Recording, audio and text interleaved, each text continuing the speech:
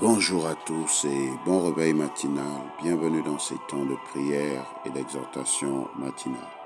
Nous sommes aujourd'hui heureux de nous retrouver au travers de ce programme pour pouvoir davantage écouter la voix de Dieu, prier, recommander cette journée entre les mains de notre Seigneur et notre Sauveur Jésus. Ainsi donc, de là où vous êtes, nous croyons que sa bonté et sa fidélité vous entourent. Et nous croyons qu'il est fidèle, il est glorieux et qu'il est amour pour vous, partout où vous vous trouvez ce matin.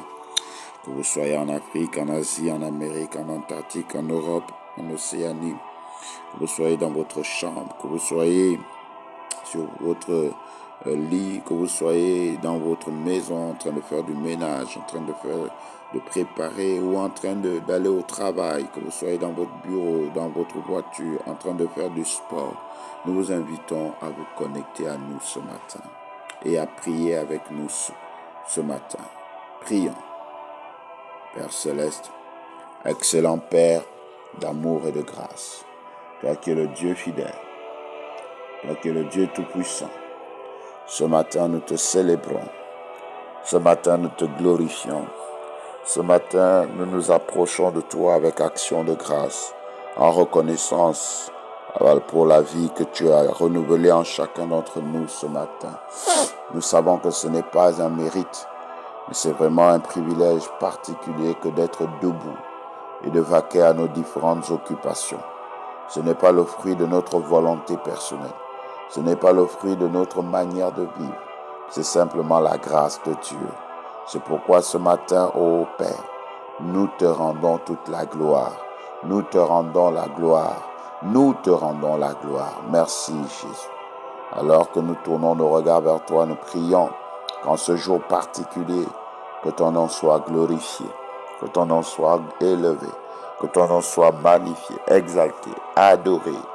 Ô Dieu, dans tout lieu, que ton nom soit magnifié dans tous les aspects de notre vie. Donne-nous de glorifier ton nom. Donne-nous de faire de ton nom le numéro 1 dans toutes nos voies.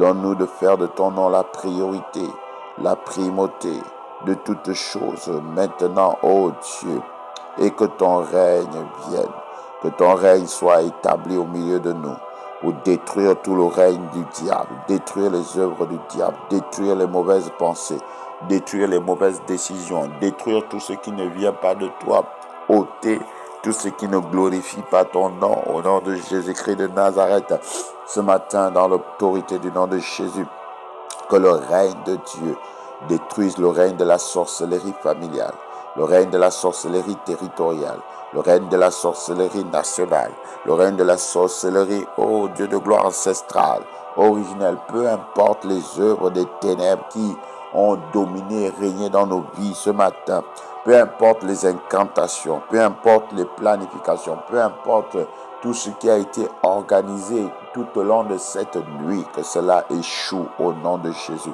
que cela soit détruit au nom de Jésus, que cela s'arrête au nom de Jésus, que le règne de Dieu vienne annuler tout ce que l'ennemi a planifié contre nous en ce jour, que cela soit détruit maintenant même et que cela soit arrêté. Seigneur, que ta volonté soit établie dans chacune de nos vies. Au nom puissant de Jésus-Christ de Nazareth, Seigneur, en ce jour particulier, accorde-nous à chacun d'avoir, ô Dieu, notre pain quotidien. Viens pourvoir à nos besoins les plus primaires. Viens toucher chaque domaine de notre vie au nom de Jésus-Christ de Nazareth. Que ceux qui sont malades obtiennent la guérison au travers de ces temps, au travers de cet audio. Que ceux qui ont faim et soif, Seigneur, soient visités. Que ceux qui ont besoin d'un travail soient visités. Que ceux qui sont dans l'inquiétude soient apaisés ce matin au nom de Jésus. Viens répondre favorablement à tous ceux qui crient à toi, ô Père, au nom puissant de Jésus. Ce matin, nous prions, ô Dieu, pardonne-nous nos offenses, pardonne-nous nos erreurs, pardonne-nous nos manquements, à cause de la chair, à cause de l'humanité que nous sommes. Seigneur, ô Dieu, nous agissons parfois contrairement à ta volonté. Nous te demandons pardon, Seigneur. Ce matin, ô Dieu, nous prions qu'il nous soit accordé aussi la grâce de pardonner à tous ceux qui nous ont offensés. Donne-nous de ne pas garder rancune. Donne-nous de ne pas bloquer, Seigneur, oh Dieu, dans nos cœurs, Seigneur, les offenses, mais de libérer, de pardonner au nom de Jésus. Ne nous soumets pas à la tentation, Père. Ne nous soumets pas au piège du diable. Ne nous soumets pas au péché, mais délivre-nous de tout mal. Délivre-nous des accidents. Délivre-nous des incidents. Délivre-nous des fusils nocturnes. Délivre-nous de la sorcellerie. Délivre-nous des méchancetés. Délivre-nous de la pauvreté. Délivre-nous des échecs. Délivre-nous des œuvres des ténèbres. Délivre-nous, Seigneur. Délivre-nous au nom de Jésus-Christ de Nazareth. Car c'est à toi seul qu'appartient le règne, la puissance et la gloire dans tous les siècles. Au nom de Jésus-Christ, nous avons prié et reçu. Amen. Gloire au Seigneur Jésus. Amen. Bien-aimés dans le Seigneur, notre texte d'encouragement se trouve ce matin, toujours dans le texte de Matthieu chapitre 7. Cette fois-ci, nous allons lire les versets 13 à 14. Les versets 13 à 14. Alléluia. Matthieu chapitre 7, 13 à 14. Il est écrit: Entrez par la porte étroite, car large est la porte, spacieux est le chemin qui mène à la perdition. Et il y en a beaucoup qui entrent par là.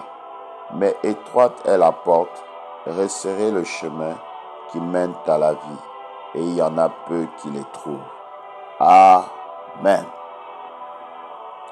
Ce matin, le Seigneur nous encourage tous autant que nous sommes à entrer par la porte étroite. Le thème de notre encouragement est « Entre par la porte étroite ».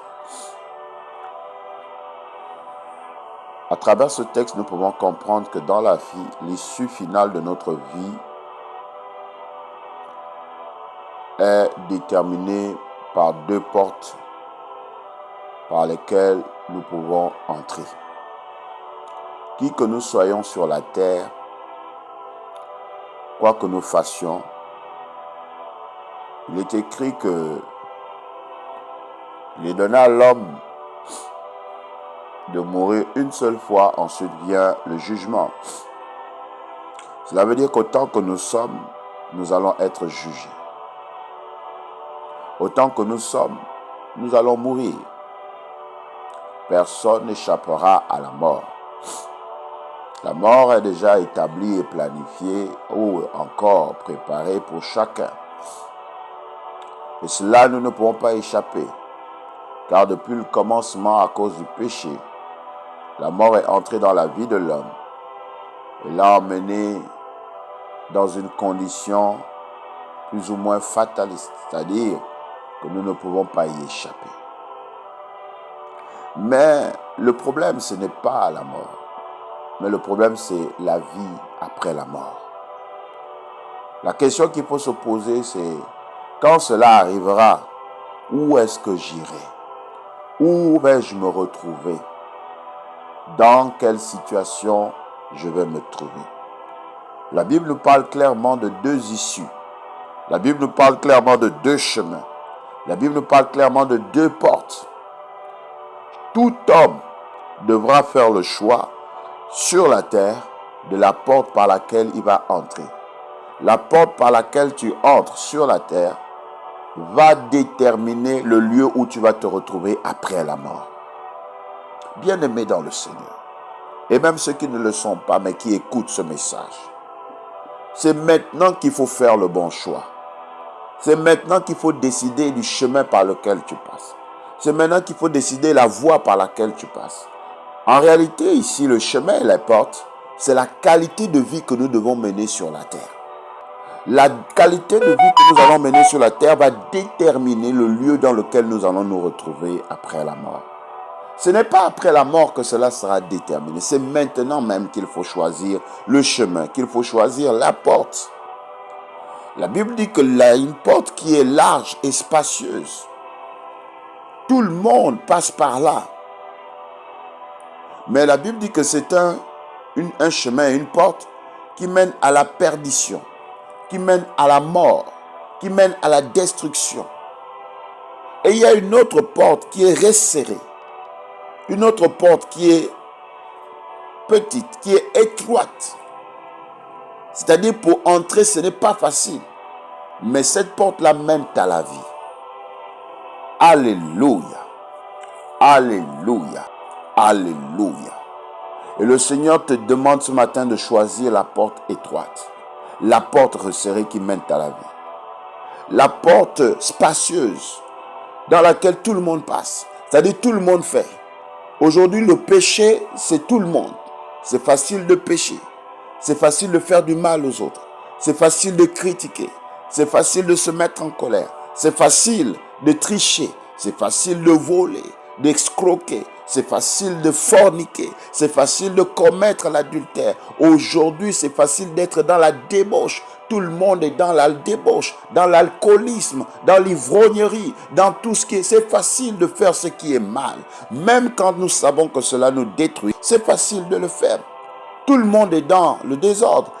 Aujourd'hui, certaines valeurs que nous avions sont perdues.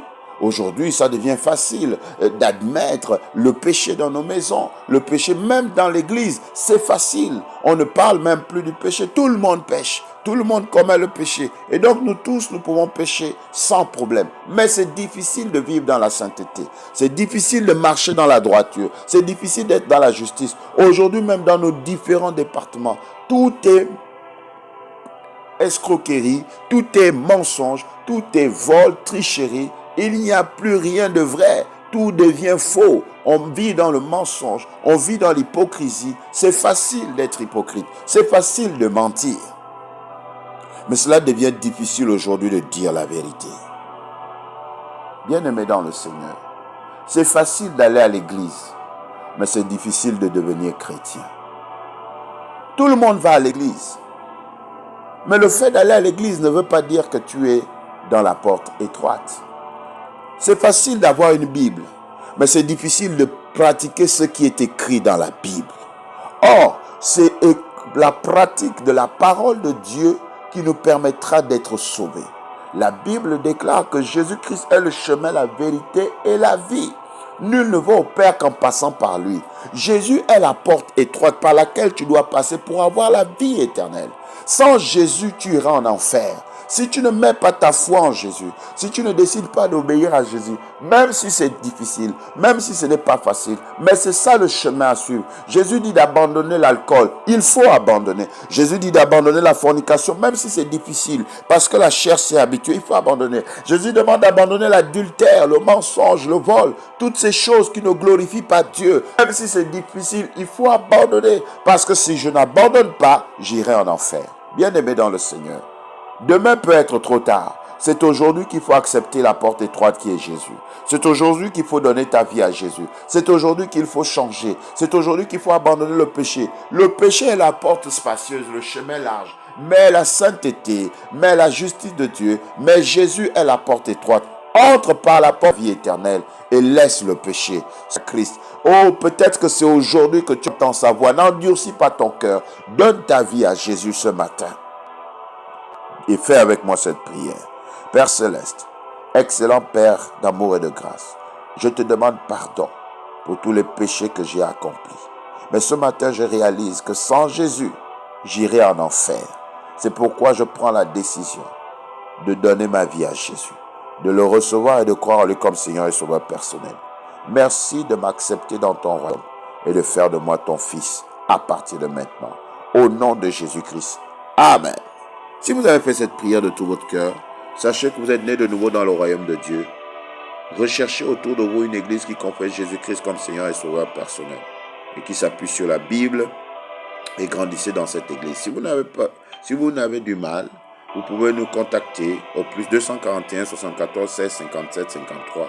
Nous allons vous aider à croire dans cette nouvelle vie de foi. Au nom de Jésus-Christ, Amen.